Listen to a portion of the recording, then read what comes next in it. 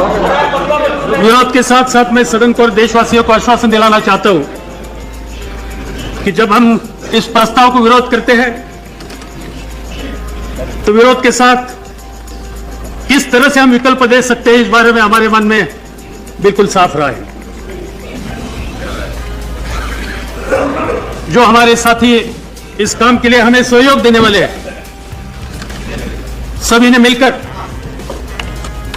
इस पर बात की और जैसे लालू प्रसाद यादव जी ने कहा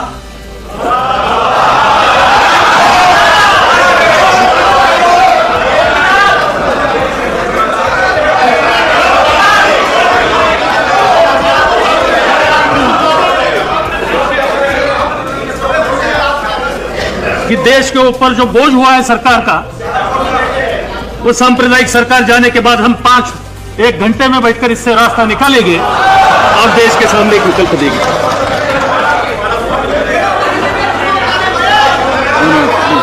don't disturb him please. No don't disturb him. ये विश्वास दर्शक प्रस्ताव की नौबत आई कैसी? हम लोग वो है जो हमने कहा है 5 मिनट तो 5 मिनट, 1 मिनट में हम लोग चित करते हैं।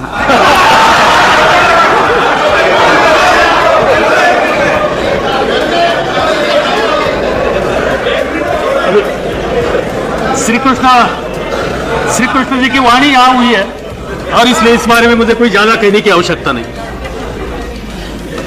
एक तो बात माननी चाहिए हम सभी साथियों ने कि जो 13 महीने चुनाव का निर्णय भारत के देश की जनता ने देशवासियों को सामने रखा था, इससे किसी पॉलिटिकल पार्टी को स्पष्ट बहुमत इस देश की जनता ने दिया नहीं था। वोटिंग पैटर्न देखिए, किसी को नहीं था। प्रधानमंत्री जिस पॉलिटिकल पार्टी के हैं उनको 25% से ज्यादा, 25.5% से ज्यादा वोट नहीं मिले थे और उनको समर्थन देने वाले बाकी साथी हैं, इनके सभी के वोट देखने के बाद भी उनको कोई स्पष्ट मैंडेट इस देश की जनता ने दिया नहीं था। मगर साथ साथ मैं यह भी मानने के लिए तैयार हूं कि हम लोगों को भी मैंडेट नहीं दिया था और इसलिए जब सरकार बनाने की बात आई तो एक साझा सरकार बनाने की परिस्थिति की सरकार हो सकती थी और सरकार बनाने के लिए जो बाकी साथ देने के लिए अन्य सहयोगी पार्टी आगे आएगी, इनकी मदद से सरकार बन सकती थी। यह महत्वपूर्ण मुद्दा इस सरकार के पीछे था और आदरणीय महामहिम राष्ट्रपति जी ने भी जो प्रधानमंत्री की शपथ देने की तैयारी रखी, तब उनका पूरा ध्यान नंबर पर था। श्रीमती जयललिता जी का समर्थन का लेटर 2 दिन डिले मिल गया तो प्रधानमंत्री को समर्थन देने के लिए राष्ट्रपति जी ने अपनी तैयारी रखी नहीं। चेन्नई से खत कब आता है इसकी राह देखनी पड़ी और चेन्नई से खत आने के बाद ही उन्होंने प्रधानमंत्री जी को शपथ देने की तैयारी रखी और इसलिए आज की स्थिति में चाहे सुब्रमण्यम स्वामी जी हो, चाहे सरदार बूटा सिंह हो, चाहे चौथाला जी हो, चाहे एआईएडीएमके हो, इन सभी का समर्थन इस सरकार को था और जिस दिन इस सभी पॉलिटिकल पार्टीज और नेता ने अपना समर्थन वापस ले लिया, उसी क्षण पर इस सरकार को सरकार चलाने का अधिकार इस सदन में, इस देश में रहा नहीं, वो अधिकार उन्होंने खो लिया है।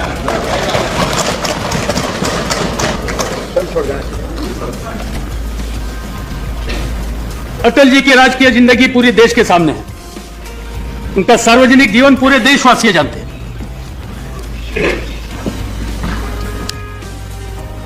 एक मॉरल बेस्ड पॉलिटिक्स करने का काम उन्होंने हमेशा करने की तैयारी दिखाई।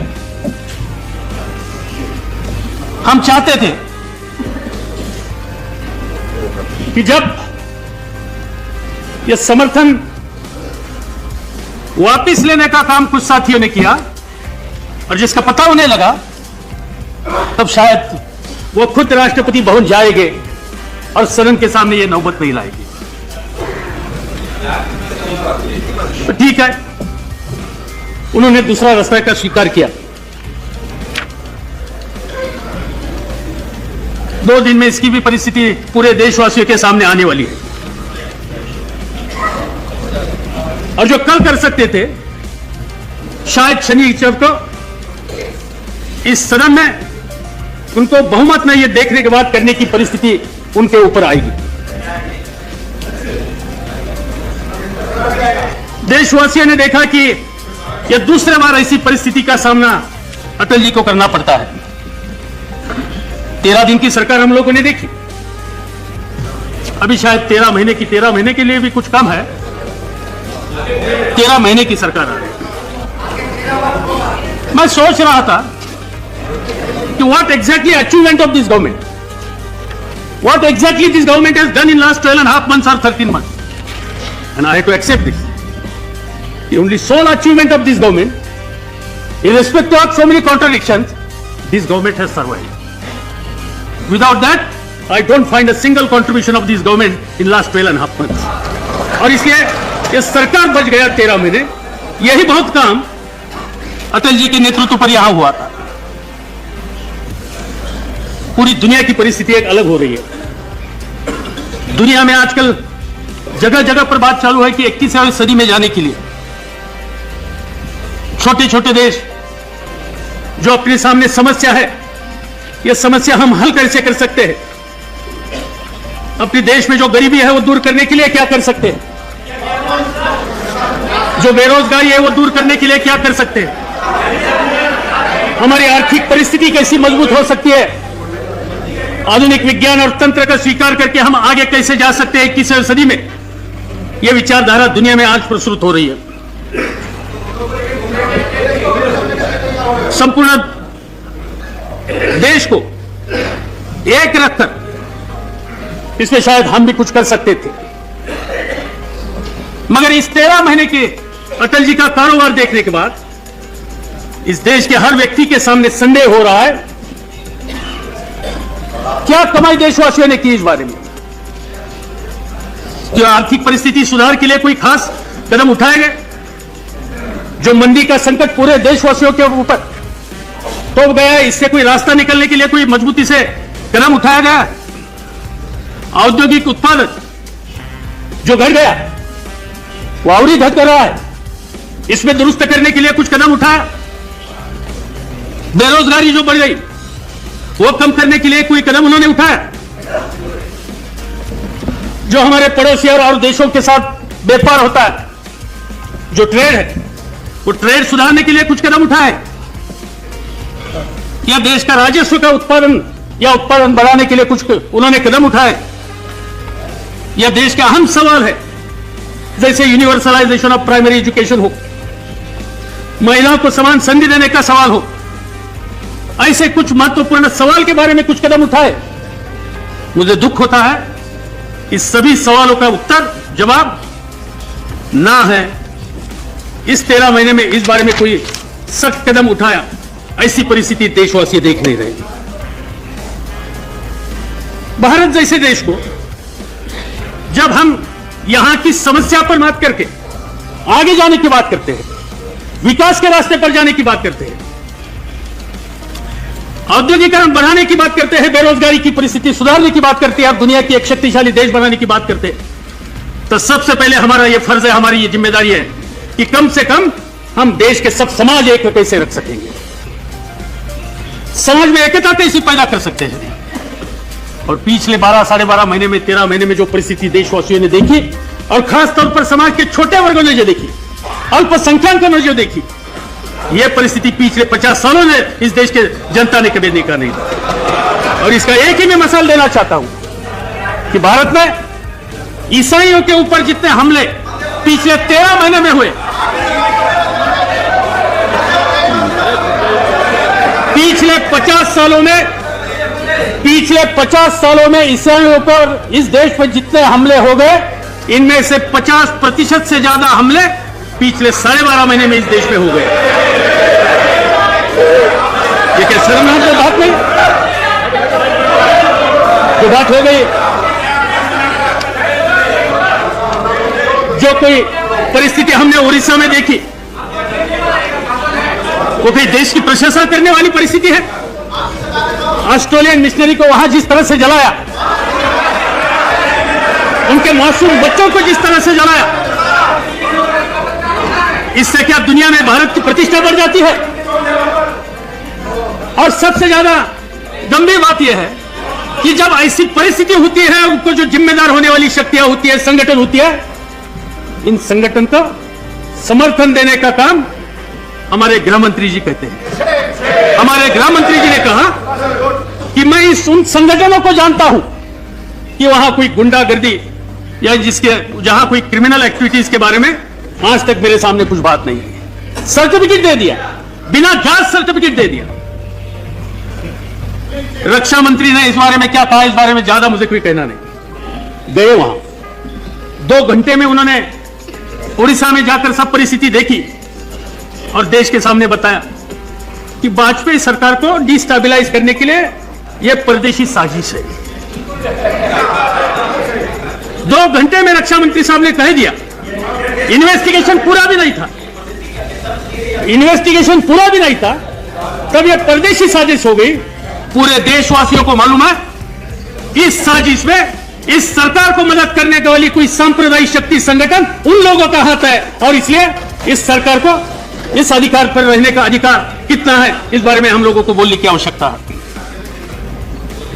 मैं समझता था कि ऐसे परिस्थिति में कम से कम प्रधानमंत्री जी देशवासियों के सामने कोई नया रास्ता दिखाएंगे। उन्होंने बात शुरू की इस बारे में, कन्वर्शन पर बहस हो जाए, धर्मांतर पर बहस हो जाए। इतनी गंभीर परिस्थिति पैदा हुई इस देश में। पिछले 50 सालों में ईसाई की परिस्थिति इस देश में जो हम सब लोग देख रहे हैं कि एक धर्म ऐसा, इस धर्म की आबादी दिन ब दिन कम हो रही है, बाकी सभी धर्मों के लोगों की आबादी बढ़ रही है, मगर ईसाइयों की पॉपुलेशन कम हो रही है। और जब कम हो रही है, सब आंकड़े सरकारी है, और ऐसे परिस्थिति में प्रधानमंत्री ने अटल जी ने देश के सामने विषय रखा कि नेशनल डिबेट हो जाए कन्वर्शन के इशू पर। मैं समझ सकता था कि बेरोजगारी के इशू पर हुई उन्होंने नेशनल डिबेट की बात करते थे।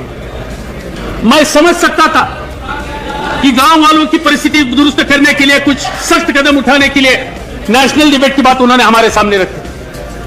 मैं समझ सकता था कि स्टेट एंड सेंट्रल के फंड्स के हम किस तरह से इस्तेमाल कर सकते हैं, सब्सिडीज के बारे में क्या हो सकती है, इस इश्यूज के बारे में नेशनल डिबेट हो सकते थे। मगर ये इश्यूज प्रधानमंत्री जी को महत्वपूर्ण इश्यूज लगे नहीं, उनको कन्वर्शन का इशू महत्वपूर्ण लगा, क्योंकि देश के बारे में जो सोच है वो सोच दिल्ली में बैठकर पूरी देश का नक्शा मद्देनजर रखते हुए करने की जो आवश्यकता है, वो आवश्यकता प्रधानमंत्री जी ने दिखाई नहीं। शायद उनको संदेश आया होगा नागपुर से, और जो नागपुर से संदेश आया था, इस संदेश का आधार लेकर उन्होंने कन्वर्शन पर डिस्कशन करने की बात देशवासियों के सामने कही। कोई जरूरत नहीं यहां जो परिस्थिति पैदा हो रही थी, जिस तरह से सरकार चालू थी, जिस तरह से सरकार चालू थी, इससे नाराजगी उनको समर्थन देने वाले साथियों के मन में थी, और ये नाराजगी उनका समर्थन देने वाले साथियों तक सीमित नहीं थी, उनके मंत्रिमंडल में काम करने वाले लोगों के मन में भी इसकी नाराजगी थी। और इसका एक मिसाल, मैं मदन लाल जी खुराना का जो खत देखिए, सुषमा जी का चेहरा भी बदला, क्या लिखा उन्होंने? I have earlier also sent a letter to Shri Advani ji and stated that the central leaders are surrounded by terrorists and power brokers, which has resulted in decision not being objective but according to per se place and wish. ये कहा है मदन लाल खुराना जी ने। बेचारे तंग हो गए। सही कहा और इस्तीफा दे दिया उन्होंने। और कुछ बोलना चाहते थे सदन में, उनको बोलने नहीं दे दिया। उनका आदेश आ गया कि इस पर बोलना नहीं, मगर मुझे विश्वास है कि आज न कल वो बोलेंगे और देशवासियों के सामने इस सरकार का उनको जो अनुभव है, यह अनुभव देशवासियों के सामने रखें। तो मैं इतना कहना चाहता हूं कि समाज के छोटे वर्गों को विश्वास दिलाने के लिए यह सरकार कम पड़ गई है। बात हमेशा हिंदुत्व की होती है, जो हिंदुत्व के बारे में हम लोगों ने भी जो बचपन से सीखा, इसमें सहिष्णुता का ज्यादा महत्व हिंदुत्व ने हम लोगों को सिखाया। आज यह सहिष्णुता जो हिंदू धर्म की एक मुख्य विचारधारा है, उस विचारधारा से दूर जाएगा। मेरा नाम आया, अरे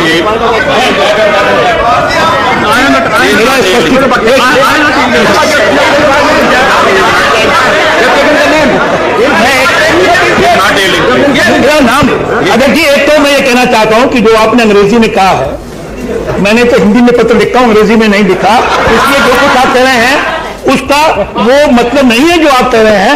एक तो मेरा ये कहना, और जहां मैं कुछ कहने वाला नहीं हूं उसकी बात मेरा आपसे सिर्फ अनुरोध है कि आपके जो मन की बात है कभी तो सदन के सामने रखिए।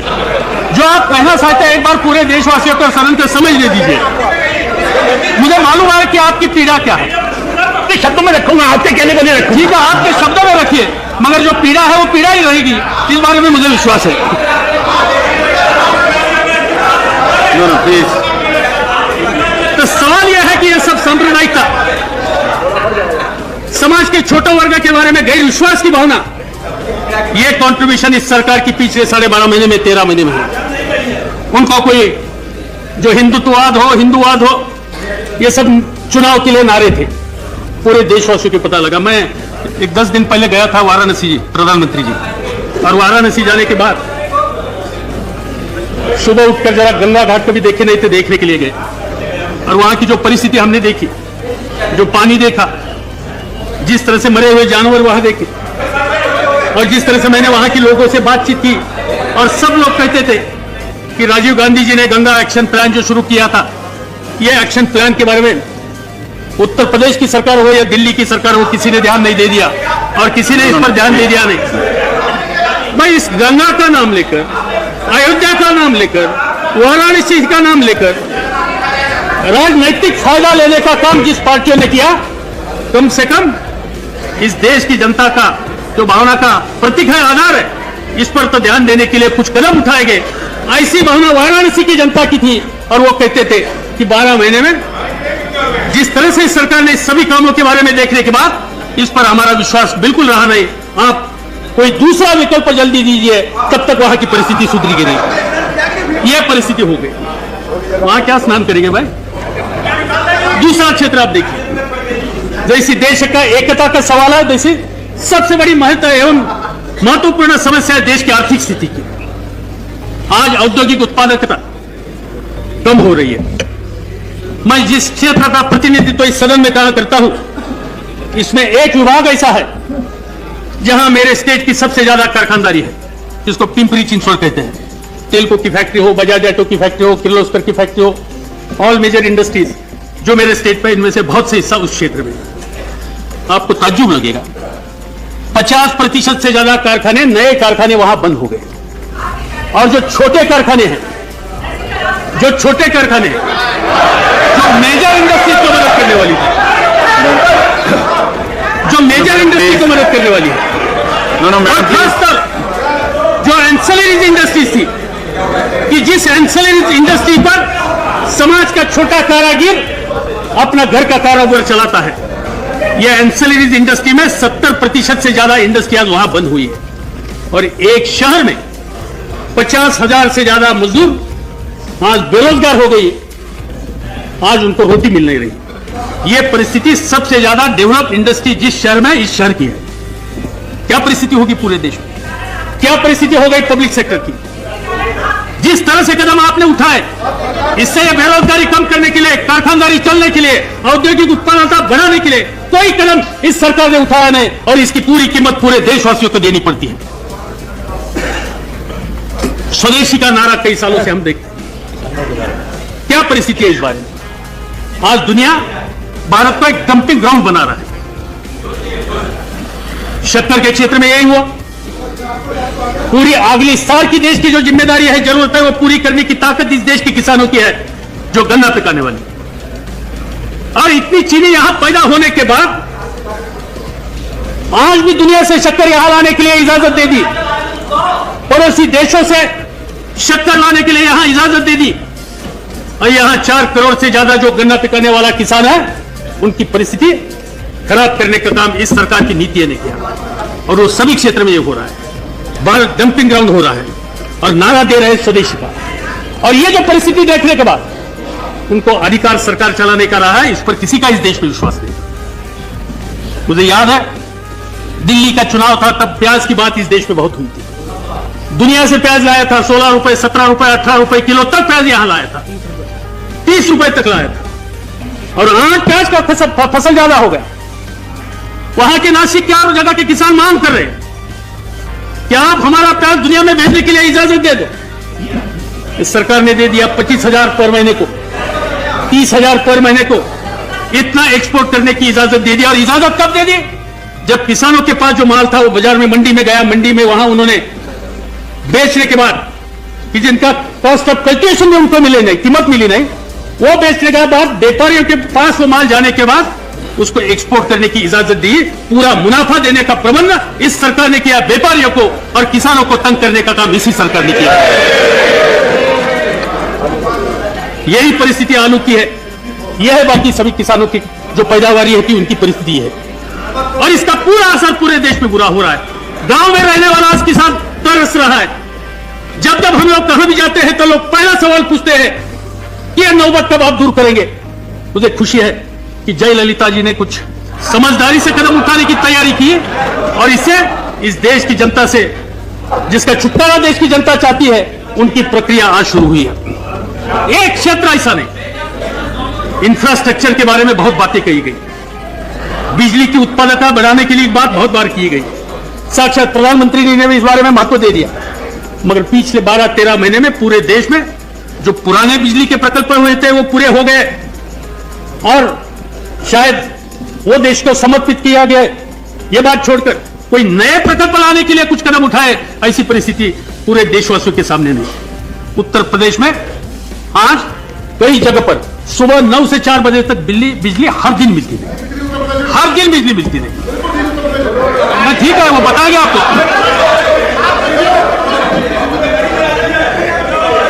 बहुत बड़ी स्लोगन्स की, पूरे देश में बड़े महामार्ग बनाएंगे, बिजली के केंद्र बनाएंगे, नए पोर्ट बनाएंगे, मगर पिछले 13 महीने में इस सभी क्षेत्र में बड़ी इन्वेस्टमेंट दुनिया से आई या इस देश में तैयार हुई, ऐसा एक मिसाल देने की परिस्थिति इस सरकार की नहीं। ये सभी इंफ्रास्ट्रक्चर स्टेज के बारे में इस सरकार ने बिल्कुल नजरअंदाज करने का काम किया है। मैं तो सोचता था कि कम से कम टेलीकॉम पॉलिसी में थोड़ी बहुत कोई सुधार करेंगे। दुनिया की इन्वेस्टमेंट वहां हुई, थोड़ा बहुत कुछ काम किया, मगर जो किया वो पूरा किया नहीं।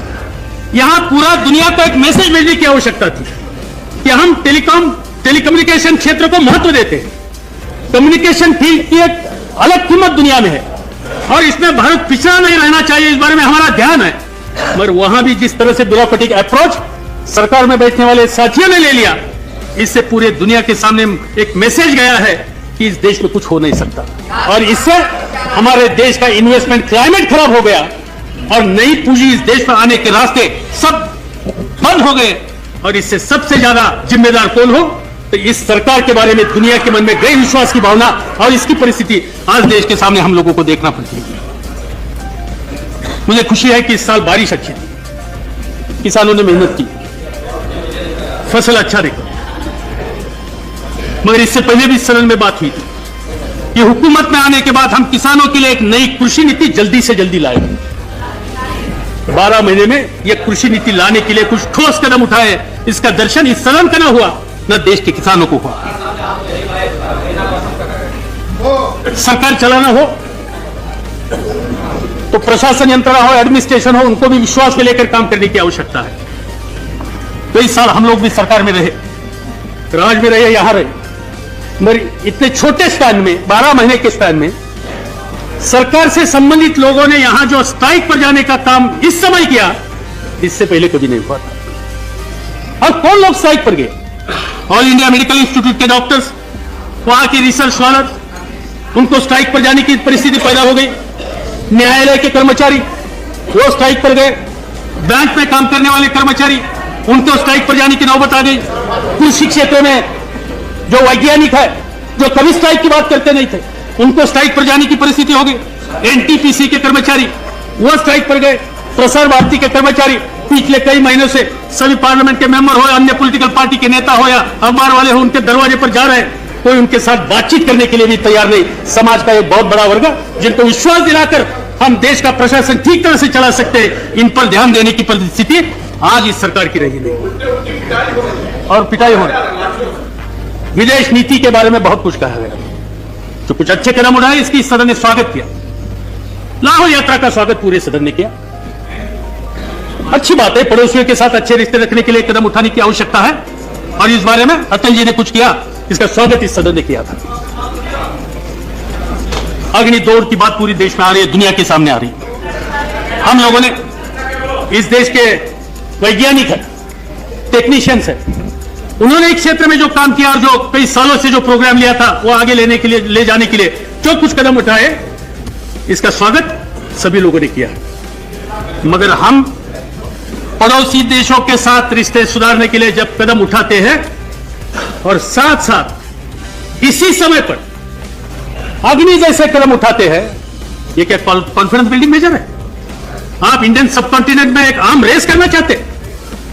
जिस दिन हम लोगों ने कदम उठाया, उसी शाम को पाकिस्तान ने कहा कि इस बारे में हम भी कुछ करेंगे, और पूरी दुनिया ने कल देखा कि पाकिस्तान में विश्व किया। पड़ोसी देशों के साथ रिश्ते हम रखना चाहते हैं सिंसियरली, वो रिश्ते हमें चाहिए।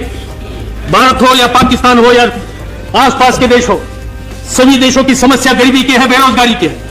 हमारा पूरा ध्यान इस पर रहने की आवश्यकता है, और हमारा पूरा ध्यान हम आर्म रेस में लगाएंगे तो इस सब कॉन्टिनेंट के जितने गरीब लोग हैं, इनकी परिस्थिति में सुधार होगा नहीं, ये सब दुनिया का पिछड़ा भूभाग होगा।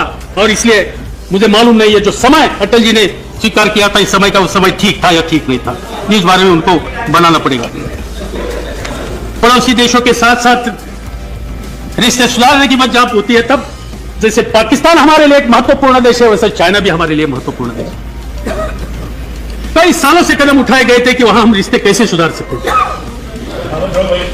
पुराने राष्ट्रपति गए, राजीव गांधी प्रधानमंत्री थे तब गए, उनका डेलीगेशन आ गया। सबसे पहले शुरुआत अटल जी ने की थी जब फॉरेन मिनिस्टर थे, तब जब बिल्कुल हमारे रिश्ते खत्म हुए थे, तब की शुरुआत उन्होंने की थी, उसका स्वागत हम लोगों ने किया था। नरसिंह राव जी के जमाने में कुछ एग्रीमेंट हो गई, और चाइना और भारत में एक तरह के एक विश्वास का माहौल पैदा हो रहा था। मगर हमारे रक्षा मंत्री बल से उन्होंने एक स्टेटमेंट दे दिया। वैसे स्टेटमेंट देने के लिए बहुत सालों से उनकी आदत है, हमारे बड़े दोस्त हैं, हम दोनों एक शहर से आते थे, इसलिए दोनों ही ठीक तरह से हर एक को जानते हैं। और किसी के ऊपर बरसना एक बार उनके मन में आ गया तो कभी छोड़ते नहीं।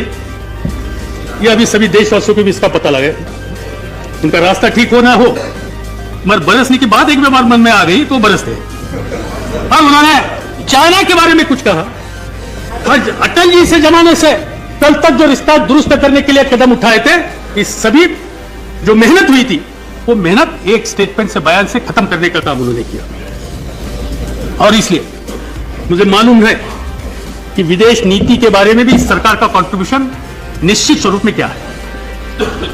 कौन सा ऐसा क्षेत्र है कि जहां 13 महीने में कुछ किया? बहुत से बातें की, समाज प्रबोधन की बात की, सामाजिक परिस्थिति दुरुस्त करने की बात की, महिलाओं के उद्धार की बात की।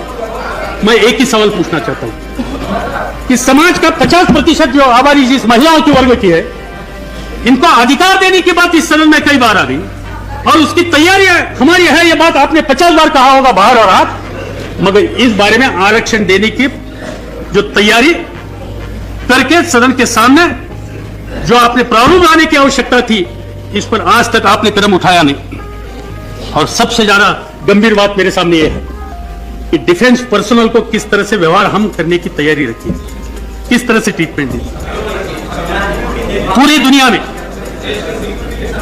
पूरी दुनिया में आज भारत की डिफेंस के बारे में बातचीत शुरू है, डिस्कशन शुरू है। भागवत इशू, इस पर मैं किसी का समर्थन करने के लिए यहां खड़ा नहीं, मगर जिस तरह से ये बातें अखबार में आ रही, जिस तरह से संघर्ष शुरू हुआ, वो देश की रक्षा के लिए ठीक नहीं है। सेंसिटिव मिनिस्ट्री है, समझदारी से इस पर देखभाल करने की आवश्यकता थी। इससे पहले कभी हुआ नहीं, इससे पहले भी हुआ था। कृष्ण मेनन डिफेंस मिनिस्टर थे, जनरल थिमैया थे, तब भी ऐसा संघर्ष हुआ था और इस पर ध्यान दे दिया तब के प्रधानमंत्री पंडित जवाहरलाल नेहरू ने। पंडित जवाहरलाल नेहरू जी ने थिमैया को बुलाकर इससे रास्ता निकाला। कृष्ण मेनन जी को जो बताने की आवश्यकता थी वो बताई और पार्लियामेंट के सामने उन्होंने कहा कि टेम्परामेंटल प्रॉब्लम थे, दूसरे कुछ प्रॉब्लम। इससे पहले भी ऐसे कई सवाल खड़े हुए थे, मगर एक सीमित रूप के बाहर न जाने के लिए कोशिश की गई रक्षा मंत्री ने या प्रधानमंत्री ने। मगर जिस तरह से entire naval x naval chief का इशू जिस तरह से हैंडल किया गया, मुझे लगता है कि पिछले कई सालों में यानी चीन के लड़ाई में हमारी डिफेंस मिनिस्ट्री और आर्म फोर्सेस का जितना नुकसान नहीं हुआ, इससे ज्यादा ये इशू जिस तरह से हैंडल किया गया, इससे नुकसान इस सभी विभाग का हुआ गया। ये बात कई दिनों से, कई महीनों से अखबारों में आती थी। हमारे कई साथी इस इशू पर बहस करना चाहते थे। हम लोगों ने उनको निमंत्रित किया और हमने उनको बताया गया कि रक्षा के बारे का जुड़ा हुआ ये सवाल है, सेंसिटिव इशू है, इस पर सदन में बहस करना ठीक नहीं होगा, हम बातचीत जाकर करेंगे। और मैंने और डॉक्टर मनमोहन सिंह साहब ने प्रधानमंत्री की मुलाकात लेकर जो कुछ हमारी भावना इस बारे में थी उनके सामने रखी और हमारी अपेक्षा ही थी इससे वो ध्यान देकर कुछ ना कुछ कदम उठाया गया इस तरह का कि जिससे रक्षा दल में काम करने वाले सभी साथियों का मनोदल पर बुरा असर नहीं होगा। मगर एक दिन सुनना पड़ा कि naval chief has been expelled.